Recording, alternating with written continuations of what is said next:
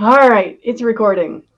All right, well, hi everyone. My name is Brooke Cheney, and I am the owner instructor here at A Great Start Shooting School. Today, I am super excited to have Julie Golob here, Team Smith and Wesson. Wait, you are still. Wait, what team are you on now? Currently, right? Okay. I'm like, I read your emails, but I'm like, so many people have changed. I'm like, oh. Nope, And I'm gonna still good. try.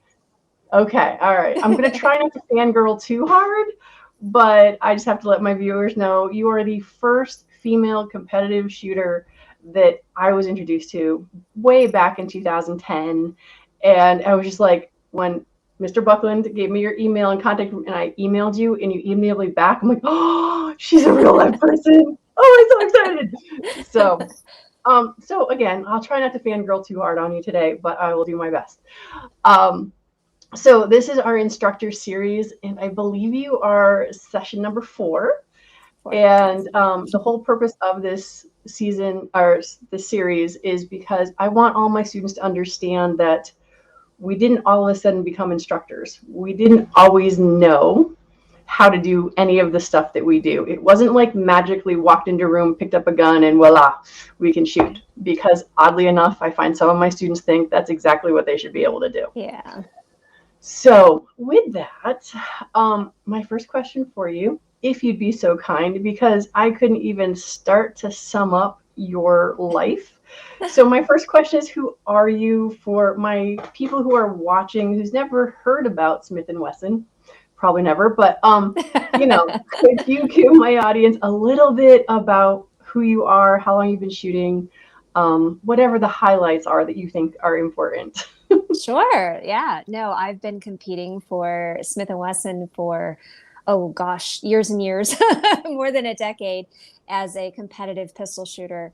I've traveled to 6 continents representing Smith, Federal, and Trijicon, and traveled the world shooting in the sport of action pistol action shooting, which there's lots of acronyms out there: USPSA, IDPA, IPSC. But the thing to remember most is it's a draw from the holster type of shooting sports that are a lot of fun. And yeah, it's been quite a ride. I got started with my dad when I was a teenager and ended up shooting for the Army for several years before I ended up being a professional competition shooter.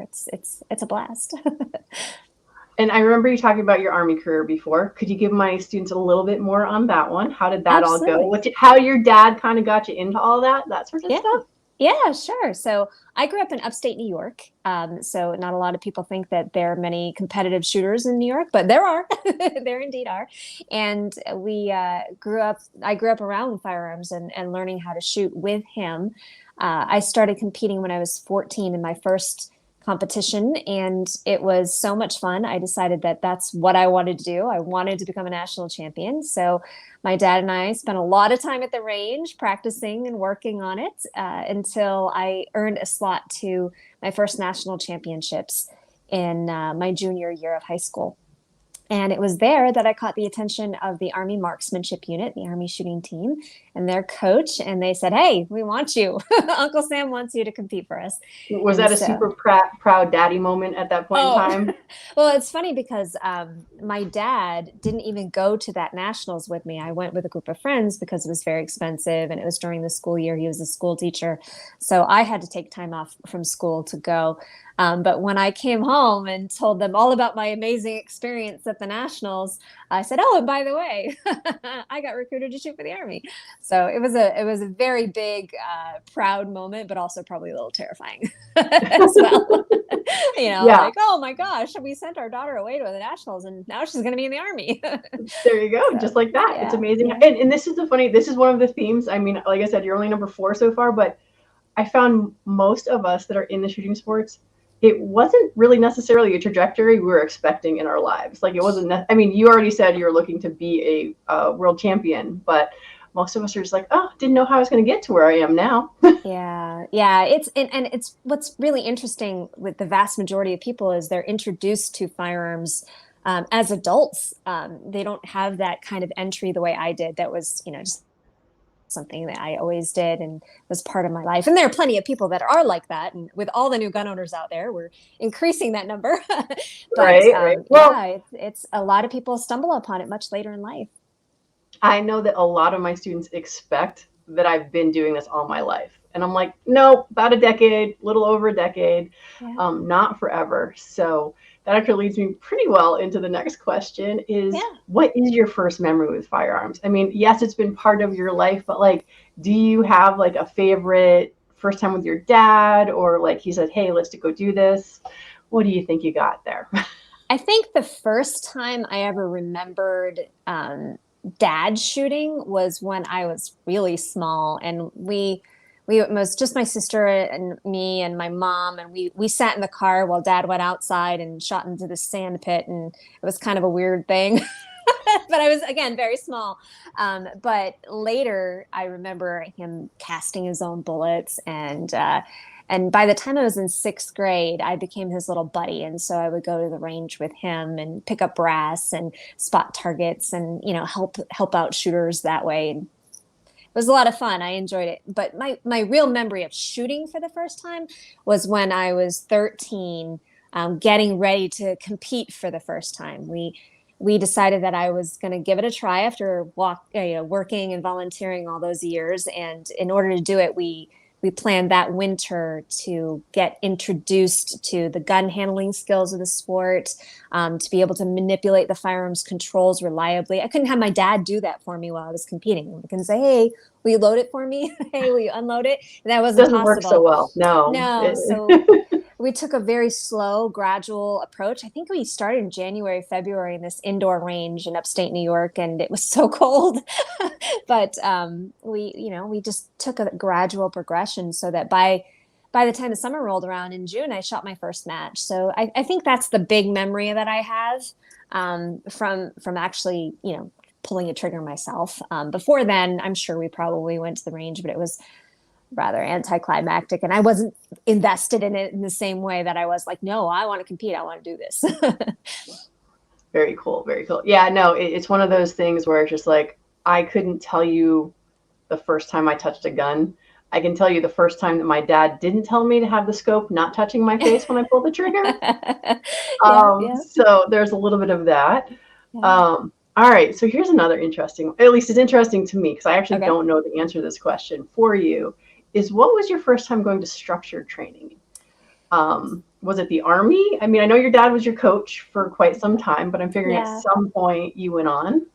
Yeah, so it's interesting. I didn't go on the normal path again because I shot with my dad all that time. We didn't take any classes. We didn't go any sort of official training camps or anything like that for the shooting sports. And so I think probably my first introduction to a regimented training program was in the military, and it was more a lot different than what you would normally think of when you're going to a class to learn how to shoot better, or to even take a competition or a self-defense course, because it was my life every single day. It was one of those things like, okay, wake up at 5:30 in the morning and go do physical training, and then go get your guns, and then go shoot all day, and then be done at 6 o'clock, 5 o'clock, whatever. But yeah, I would say in the military, that was the first exposure that I had to training, but it was never really an instructional kind of thing. I didn't have to be taught how to do things. I just had to become better at them. So I have a lot to thank my dad for that excellent foundation that he gave me and got me ready. Very cool. So when I think of military, I always think rifle, but you were Mhm. training everything, rifle and handgun. Oh What did they no, have no, you no. training on? So I was completely shooting for the shooting sports. It was my job at the Army Marksmanship Unit to compete in USPSA and IPSC, and that's essentially what I did for 8 years. So it was extremely focused. Of course, I had to qualify with a rifle, but that was such a like, okay, you got to go qualify today, and that's it. After that, you got to go and train and prepare to win. So it was very, very focused on that. But in the regular army, I mean, of course, you're using a lot of your rifles. If you're a military police, you're learning how to use handgun, all that.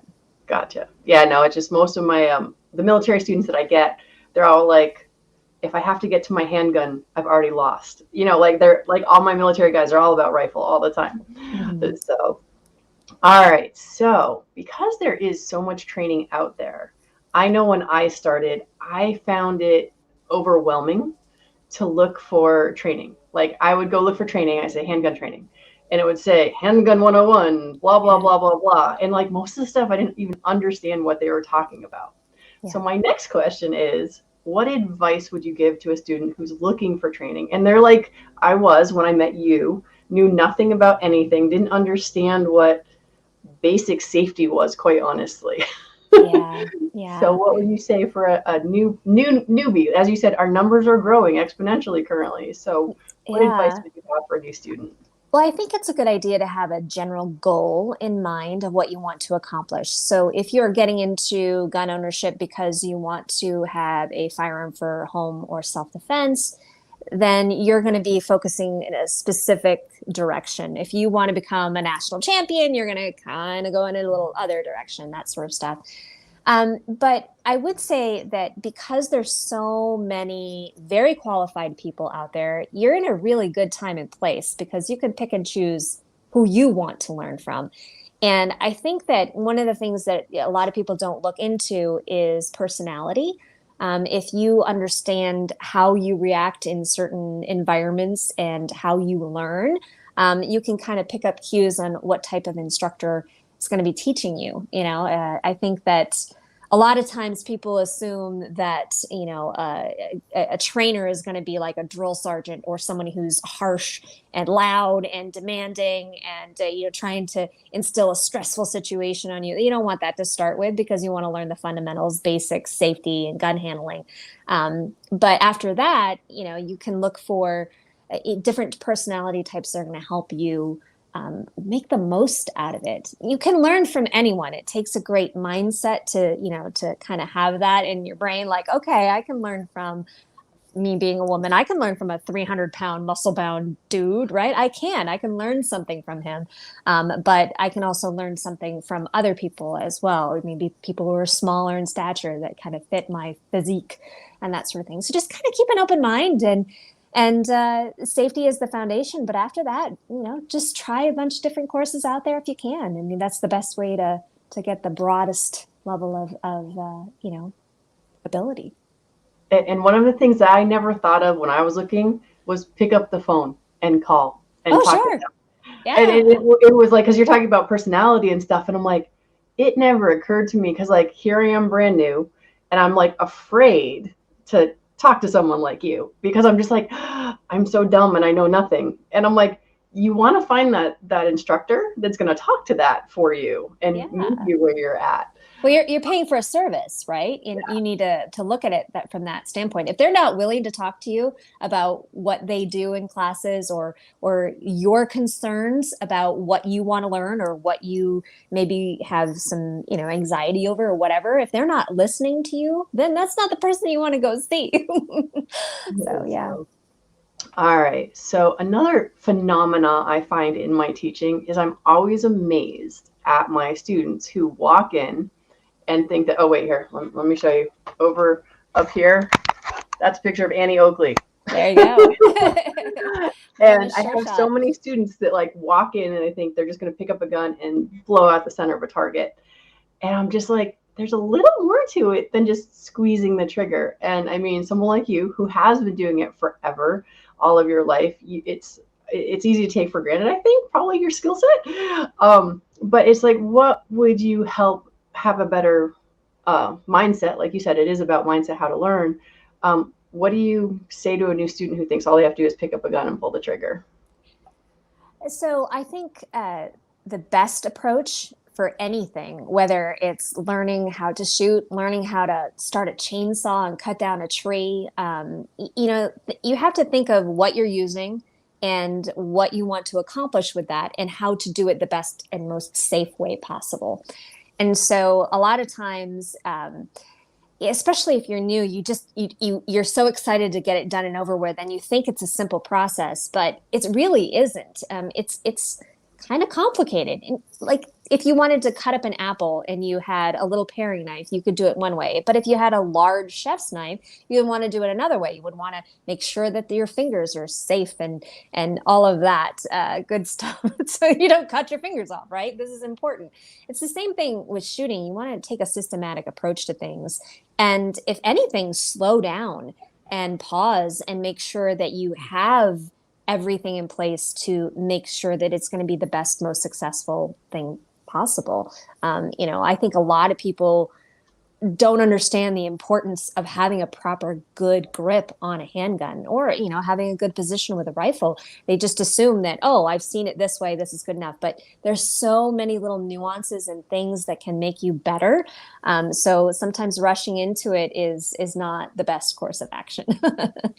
Yeah, it's funny when I teach the grip, everyone's like, this isn't comfortable. I'm like, no, but it's good. It's like golf, right? When they give you that golf grip and you're trying to figure it out and it doesn't feel right. And they're like, no, this is the way it's done. This is the best way. And Exactly. Part of you inside is like, no, it doesn't feel good until you drive the golf ball. And it's so funny because like one of the courses I teach is the NRA basic pistol. And in there, it says it should be natural and easy to assume when they're talking about just your stance and stuff. I'm like, I warn my students, I'm like, no, not really. This is going to feel really weird because you've not done this before. Yeah. And that's the part that always surprises me is they're like, oh, this feels weird. I'm like, when do you ever stand anywhere with your arms out in front of you holding anything? Right. No. It's like, maybe when you're trying to screw a light bulb in or something, but even then it's not both. Yeah, it's just like, no, there's no reason that ballet dancers, a little bit here and there. So, all right. So now I got a hard question for you. Okay. Are you ready? Because you've had such an amazing career and it's been for as long as it has been. What are you most proud of in your firearms journey? The thing is, it's still a journey, right? When I look at when I first started, I was so extremely passionate about becoming the best shooter I could be. And that was my career path. It was everything I did for 25 years. I ate, breathed, bled, sweat, all that. And then now, having children and having the opportunity to work with a lot of newcomers, to be able to teach online and through little quick tips and television stuff, it's really, it puts it into a different perspective. And so I guess, to say, what is my proudest moment or whatever, I can point to lots of times that I've won medals and everything else. But I think that, being a woman in this industry and to have accomplished everything that I've been able to over the course of 3 decades, I think that's pretty awesome. I'm not one of these like, yeah, I'm amazing, but that's like longevity. And a lot of people don't have that kind of longevity in their careers, especially in sports. So it's really neat to be able to say that and to continue to help and contribute. I mean, I haven't been in this as long as you have, but it's just like, it amazes me the growth that we've seen in the sports, just like in general over the past 10, 12 years. Yeah. Simply for the fact that when I started, it's like 2010, 2011, it's like, if I saw another girl at a competition, I was like, oh, it's a girl. And now it's just like, I do a competition, there's a girl in every squad. Yeah. And it's just like, it's exponentially growing, I think, for ladies. And I definitely think it's awesome to have people like you in our sports to help encourage other ladies to get there. Because I know you were an encouragement to me when we started. And then there's this. For those of you who don't know, this is I'm trying to do it without getting the reflection on there. I love this. I love this book to give to my students because it has handgun, rifle, shotgun. It's got all these great information like stance, grip, all that sort of stuff, reloads. So I like Julie's book. So you too can buy Julie's book. It came out a while ago, but you can still get it on Amazon. And so it was also, another fangirl moment. I'm like, oh, I know the author. So, all right. So, ready? Honest to goodness, we're at the end already. I told you. Oh, wow. I know. It wouldn't take forever. anything else you'd like to share before we end? Oh gosh, no, this has been so much fun. And it's exciting to see women like you in this space who, it used to be when I first started, like you said, there were just a handful of women that you might see on the range every now and again. But now there are so many, and there's so many authority figures. You're training here. It's not just something that, like, oh, I'm going to go hang out with my husband or my boyfriend, and this is what he wants to do. So this is what I'll do today. There's like a genuine interest and a passion for it. And I can hear it in your voice and the excitement, and that inspires me. So thanks for the opportunity to have me on. And it's if you're on the fence about getting involved, there's a great community out there and a lot of support and a lot of knowledge. And actually, that made me think of it because, like, when we go to competitions together, my husband and I, everybody's like, they come up just like, "How do I get my wife to shoot? How do I get my wife to shoot?" I'm like, "Dude, you're married. You don't make your wife do anything. She doesn't want." Exactly. Exactly. Yeah. It's like, No. I'm like, no, either you're interested or you're not. And I think, like I said, the whole purpose of this series is to get people to understand nobody started knowing it all. Have grace for yourself when you do get started. I Yeah. love the analogy you gave about a paring knife versus a chef knife for cutting up an apple, Yeah. because you just never know. And on my wall over here, it says, you don't know what you don't know. So Exactly. an open mind always learns the most. True. Very Zen-like. Yes. Well, I love Brian Enos, and he was very Zen-like when I read his Absolutely. stuff. Absolutely. So, all right, Julie. Well, thank you so much for giving me your time, to me and my That's fun. students, or my future Yes. students, maybe. I don't know. Absolutely. And who knows? Perhaps now, well, our paths look. Are you coming out to Area 7? I am not. No, Okay. not this year. Yep. All It's right. a big action pistol year for me. So lots of Bianchi Cup stuff. So Oh, gotcha. All right. yeah, Well, maybe next maybe next time. time. All Indeed. right. Thanks, Julie. Thank you. Bye. Bye.